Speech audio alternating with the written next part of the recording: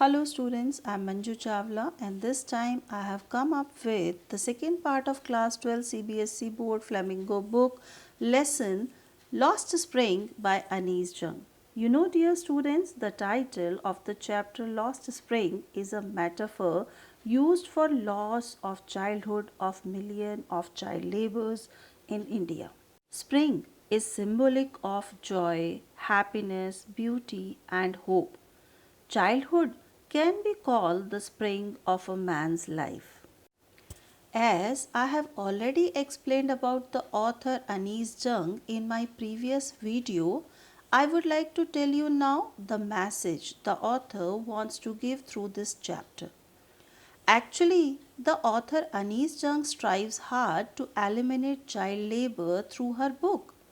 She propagates the education of children and enforcement of strict laws against child labor by the government. The real message is to put an end to child exploitation and let all children enjoy their days of the spring. Now, let's begin with the explanation of part 2 of Lost Spring, that is, I Want to Drive a Car. It is the story of a boy Mukesh who belongs to a family of bangle makers in Firozabad. The author met a boy Mukesh who had a dream to become a motor mechanic, which seemed to be mirage as his family traditionally was engaged in making glass bangles in Firozabad. Mukesh is determined to achieve his dream. He has the spark in him as he is willing to learn everything from mechanics to driving.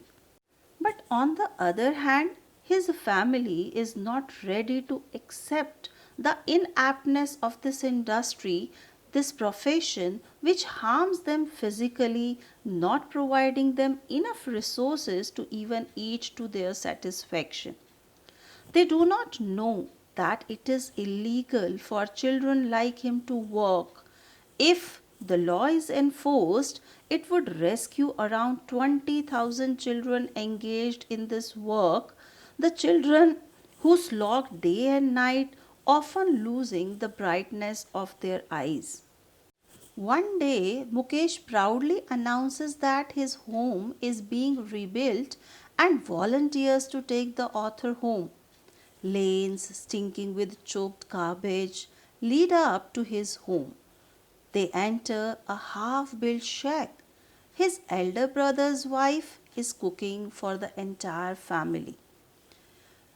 Mukesh's grandmother says that making bangles is their karma, their destiny. As they are born in the caste of bangle makers, they have seen nothing but bangles around them. The author notices that in dark hutments, these bangle makers sit next to lines of flames of flickering oil lamps, welding pieces of colored glass into circle of bangles. Their eyes are more adjusted to the dark than to the light outside. And that is why they often end up losing their eyesight before they become adults. The author wonders whether the young girl who is sitting soldering these pieces of glass knows the sanctity of the bangle or not. The sad irony will dawn upon her when she will become a bride like the old woman sitting beside her. In a voice drained of joy, the old lady tells the author that she has not enjoyed even one full meal in her entire lifetime. The author also observes that daring is not a part of growing up there in Firozabad among the bangle makers. The people fear the lawmakers, the policemen, and the middlemen, so do not dare to dream of doing something else. The author asks a group of young men to organize themselves into a cooperative. She learns the horrific truth that even if they get organized, they are taken to jail for doing something illegal and are beaten up. There is no leader among them. This way, the author finds two distinct words. One is exploited family, and second is a vicious circle of those who exploit them.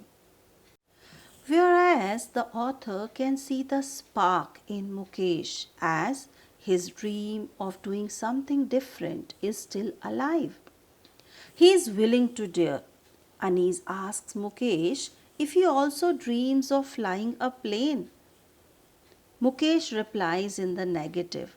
He is content to dream of cars, as few planes fly over Firozabad.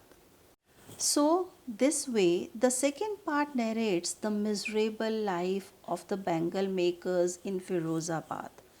The stark reality of these families is that, in spite of back-breaking hard work they put in, they cannot even afford 2 square meals a day. Besides, false and blind belief in traditions do not let their children take up other respectable and better paying jobs which will improve their financial situation. But Anis Jung wants them to be fearless and optimistic, just like Mukesh. She wants them to become free from their traditional occupation. She also yearns some people to help them to make them free from injustice and exploitation. That's it in this part, dear students. Thank you for listening me patiently. Thank you very much. Very much.